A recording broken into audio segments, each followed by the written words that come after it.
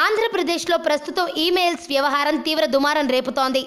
అమరావతికి రుణం ఇవ్వొద్దంటూ ప్రపంచ బ్యాంకుకు ఏపీలో ఉన్న రైతుల పేరిట ఈమెయిల్స్, లేఖలు వెళ్లడం ఇప్పుడు చర్చనీయాంశంగా మారింది.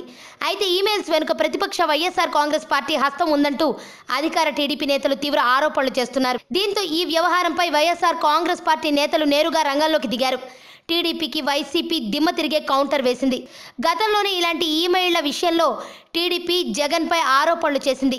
దీంతో ఎవరో కడుపు మండి ఫిర్యాదు చేసుంటారు. మేమెందుకు చేస్తామంటూ వైసీపీ అధినేత జగన్ బహిరంగంగా చెప్పిన సంగతి తెలిసిందే. అయితే ఇప్పుడు కూడా టీడీపీ ఆరోపణలను వైసీపీ నేతలు తీవ్రంగా ఖండించారు. తాము ప్రపంచ బ్యాంకుకు ఫిర్యాదు చేయాలనుకుంటే నేరుగా చేస్తామని, ఇలా అడ్డదారుల్లో ఫిర్యాదు చేసేంత పిరికి వాళ్ళం కాదని వైసీపీ నేత అంబటి రాంబాబు కౌంటర్ వేశారు.